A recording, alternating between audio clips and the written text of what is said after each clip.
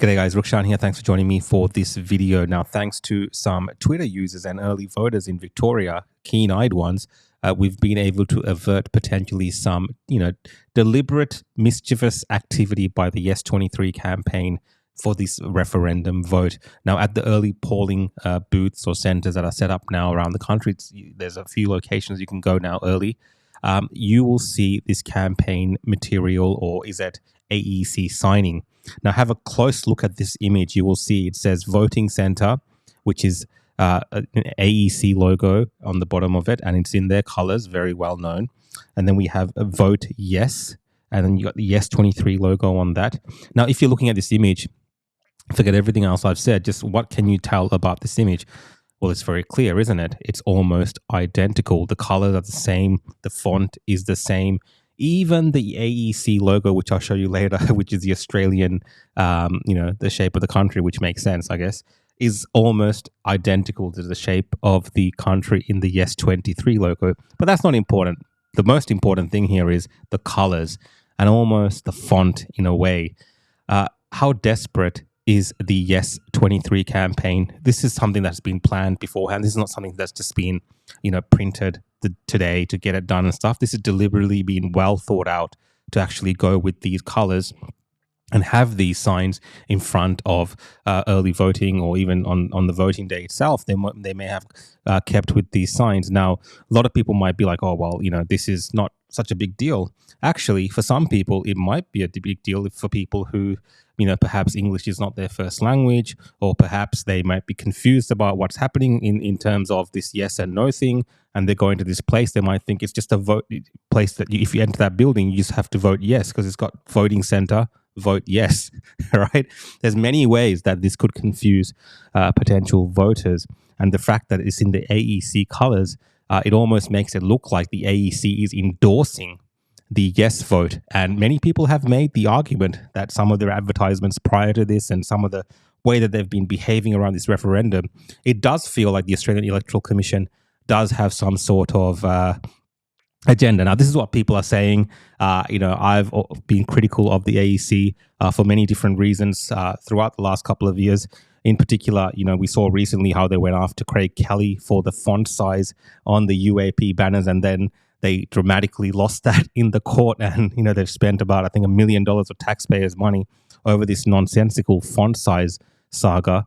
But here we have, again, very clearly, one campaign, the Yes 23 campaign, Albanese's Yes 23 campaign, with the exact same color and font.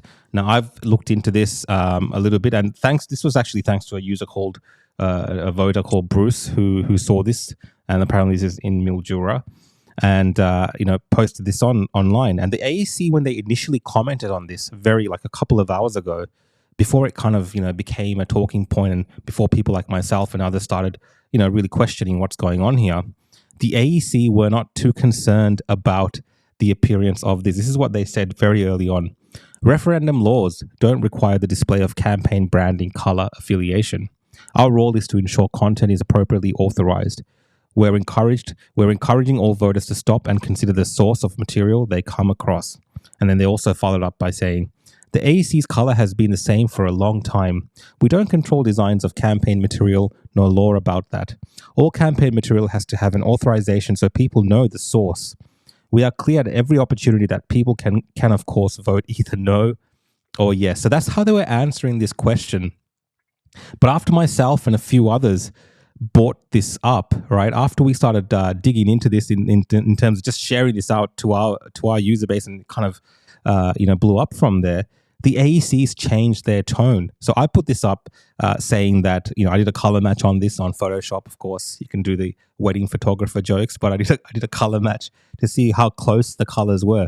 And, it was almost 100% in that same range of color.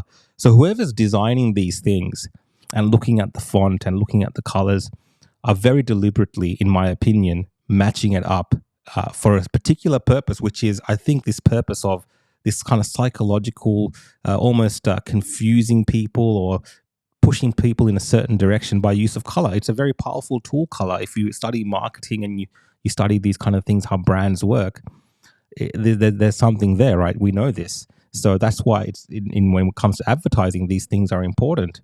So I put this up saying that it's almost a match, and and I said what the Electoral Commission had said, and then a few other people were commenting on this, and Senator Babbitt commented on this as well. And then we started getting this reply from the AEC. Their tone has kind of changed now. It's changed a bit now.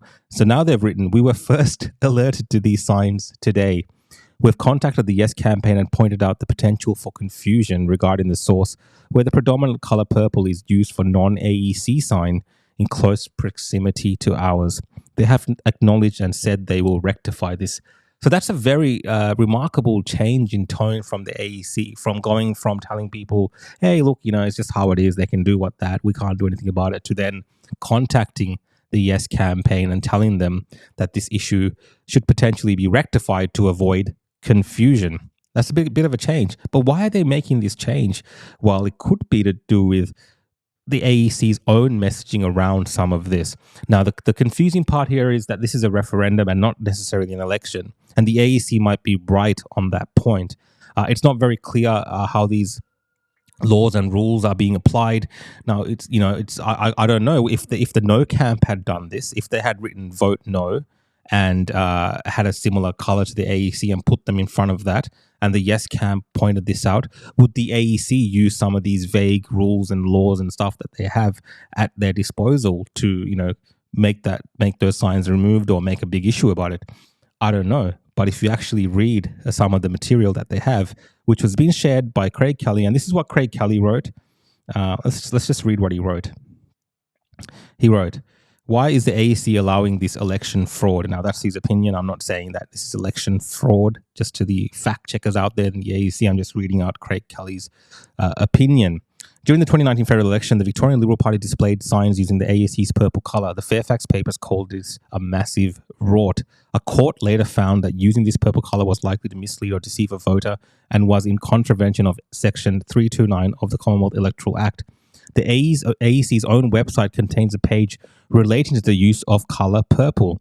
In that, it says, "If a similar set of circumstances arises where the message, colour, and placement of signage combine to potentially mislead someone in relation to casting their vote, particularly deceiving someone into thinking the message is from the AEC, then the AEC can request the removal of the signs or seek an injunction to have the signs removed."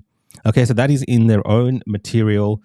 Now, again, the grey area here is whether that applies to, elections between, two parties campaigning, and if a referendum is somehow different. I think that's what kind of the AEC's referring to when they say they can't do anything about it.